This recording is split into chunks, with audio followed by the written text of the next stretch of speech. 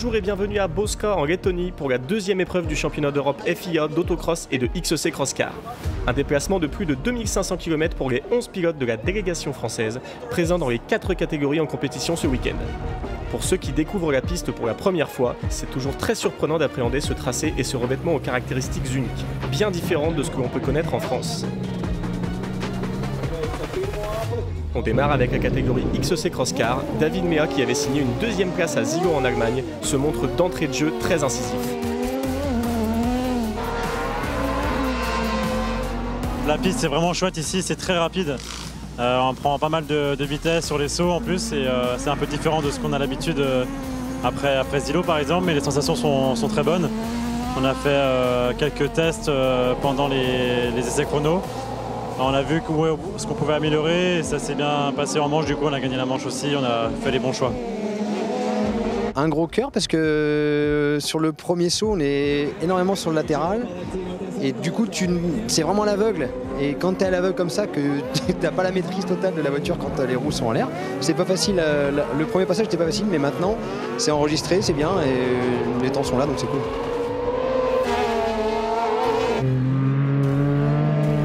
C'est exceptionnel, une piste large comme ça, où on peut continuer à accélérer, à s'écarter loin, parce qu'en fait, comme la piste est super large et tout est praticable, on peut vraiment s'éclater.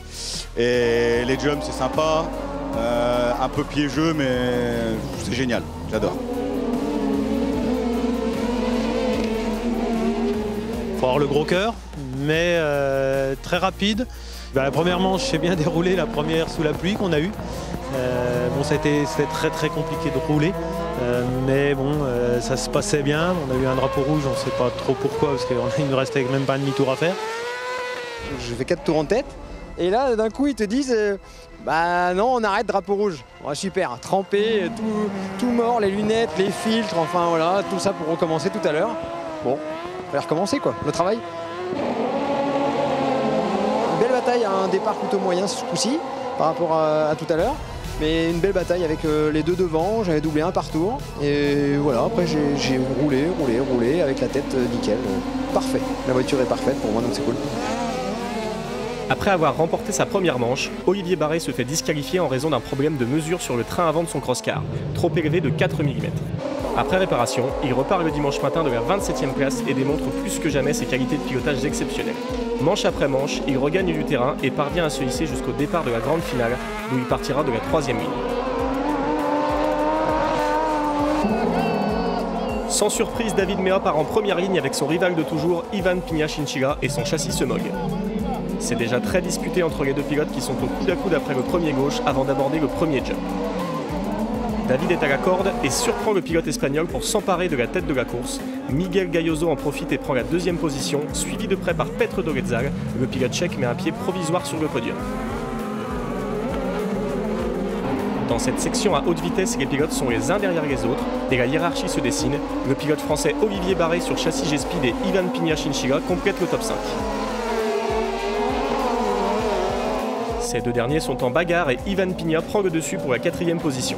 Devant, les deux pilotes de la structure Life Live affichent un rythme impressionnant, le reste du top 5 ne peut qu'essayer de suivre. Olivier Barret sait qu'il ne doit pas se laisser décrocher et tente tout sur l'extérieur pour aborder la ligne droite suivante avec plus de vitesse. Le champion d'Europe en titre Ivan Pina se retrouve en 3e position et malgré toute sa vitesse, il ne peut cette fois pas tenir la cadence imposée par les deux pilotes des châssis TN11. Olivier Barret, en bagarre avec Petr Dorezal pour le gain de la 4e place, voit revenir Valentin Comte dans ses échappements, équipé du tout dernier châssis Rapace de chez Kamoto. Vincent Mercier était lui aussi présent dans cette finale, tout proche du top 5, mais le vice-champion d'Europe Super Buggy 2023 rencontre une panne mécanique et doit s'immobiliser. Victoire écrasante du français David Mea devant son coéquipier Miguel Galloso et son principal adversaire Ivan Pina. Leur affrontement pour le titre ne fait que commencer. Yes, c'est bon ça, carton plein, trop bien. C'est super de revenir ici, de rentrer avec la victoire. On a fait vraiment un très bon week-end. Le maximum de points possible, donc super de passer une 2e course comme ça. Ouais. On a été très rapide tout le week-end avec Miguel aussi, mon coéquipier. On a fait vraiment un super boulot avec toute l'équipe et on travaille dans le bon sens pour la saison. Ouais, c'est cool. Dans la catégorie junior buggy, Malone Feuillade reste le seul représentant français. Avec une préparation physique et mentale menée durant toute l'intersaison, il entame le championnat avec une forte détermination. À Zigo, il avait signé une belle deuxième place, il arrive à Bosca ultra motivé et impose un très gros rythme dès les séances chronométrées, repoussant toutes les limites de son châssis Alfa Racing.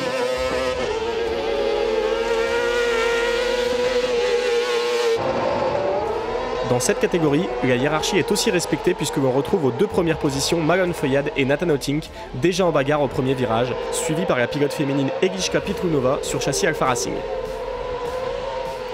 On notera d'ailleurs dans cette finale 3 pilotes féminines sur 8 participants, soit près de la moitié de la grille, preuve que l'autocross est un sport attractif pour l'ensemble des jeunes pilotes.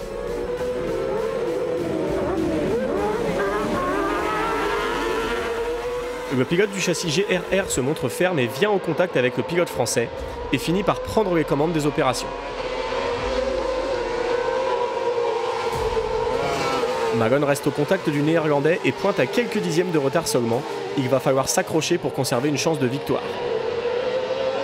Derrière les 2 leaders, on retrouve Egiska Pna, Kristina Svobodova et Egiska Pitrunova. C'est chaud entre les pilotes féminines pour la dernière place sur le podium.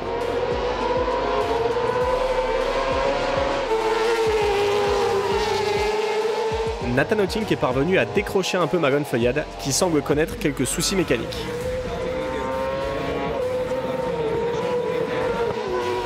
Mais coup de théâtre, le néerlandais tombe en panne, permettant ainsi au pilote Lissoudun de passer en tête juste avant le drapeau à damier.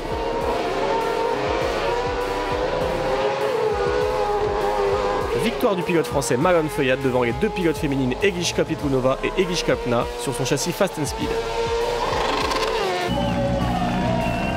Avec cette victoire, Malone s'empare ainsi de la tête du championnat. Yes.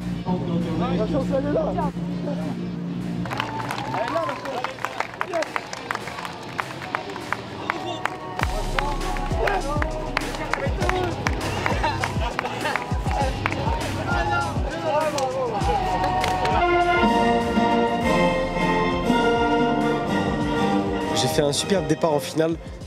Malheureusement, dans le fond, il m'a touché, il m'a mis un bon coup quand même, ce qui m'a fait partir loin, donc il est passé. Au bout de 110 degrés, en fait, mon moteur il se mettait en dégradé, donc les 2 derniers tours, pendant un tour et demi, il avançait presque pas, il badrassait un petit peu. J'ai gardé mes cordes et j'ai gardé ma 2e place, j'ai essayé de garder ma 2e place jusqu'à ce qu'il casse avant le dernier saut du dernier tour. Et là, je me suis dit, bah, celle-là, elle est pour moi. En autocross, un équipementier unique de pneumatiques a été désigné par la FIA. Kumho est en charge de fournir et de monter les pneus de tous les buggy. Sur un week-end, les techniciens prennent en charge 200 à 300 pneus suivant les pistes. En buggy 1600, un seul Français en compétition cette année, contre 5 l'an dernier. Absent à la première épreuve, Alexandre Teuil entame son championnat ce week-end. De retour à Bosca, ouais, c'est bien. J'avais pas touché l'auto depuis Faleras l'année dernière. La première manche, je fais 5, j'ai pas pris de risque. C'est la première. On a roulé un peu dans la boue, donc pour éviter de travailler jusqu'à 3 h du matin, il n'y avait aucun intérêt à faire pire, quoi.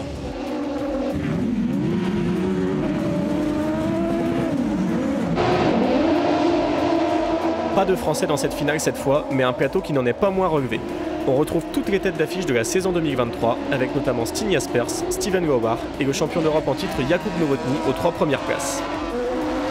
Steven Gobart termine le premier tour en tête, alors que Stine Jaspers et Marcus Wiebeler, remontés de la 4e ligne, ne lâchent rien pour la 2e position. Le vice-champion d'Europe 2023 ne parvient pas à déborder Stine Jaspers. Jakub Nowotny est revenu au contact, rien n'est fait entre ces 3 pilotes, tous sur châssis Alfa Racing.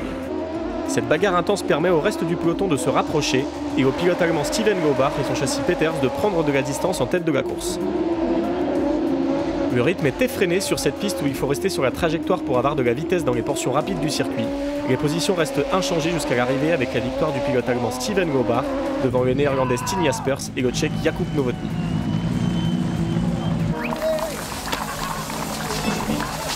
En Super Buggy, Christophe Périchot se lance dans un championnat complet pour la première fois.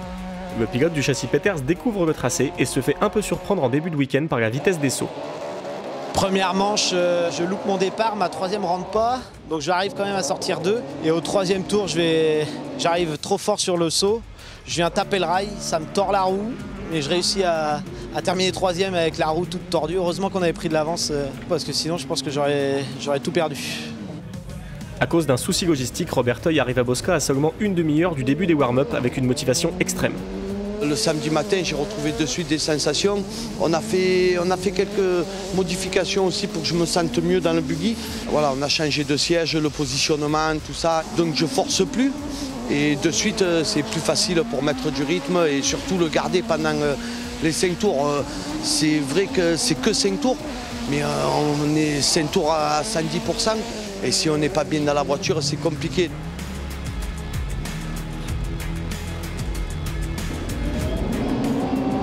Dernière finale de ce dimanche avec les Super Buggy. Énorme bagarre à 3 de front entre Erwin Grenschis, Mike Bartelen et notre pilote français Roberteuil. Le pilote du châssis Alfa Racing se fait chahuter sur l'extérieur et sortira finalement 4e après le jump, débordé par le champion d'Europe en titre Petr Nikodem. En effet, le pilote tchèque joue encore la victoire en championnat cette année et doit tout faire pour remonter. Le pilote français profite d'un léger raccro entre Bartelen et Nikodem pour se porter à sa hauteur par l'extérieur et récupérer la 3e position.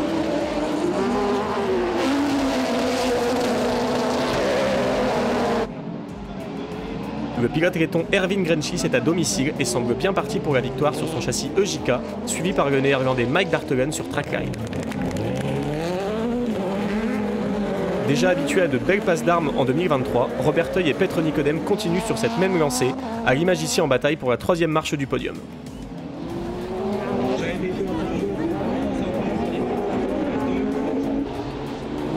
Le top 4 se resserre et cette fois, Nikodem ne peut pas être plus près du pilote français.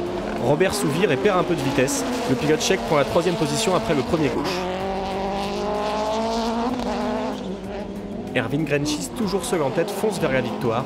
Mike Bartelen perd sa 2e place au profit de Petr Nikodem à cause d'une casse à l'arrière gauche.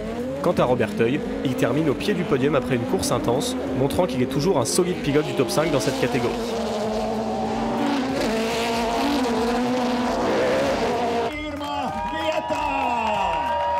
On est allé faire une bonne 4e place et ça fait du bien. Ce qui a été positif, c'est que je trouve que j'ai vraiment eu la vitesse ce week-end.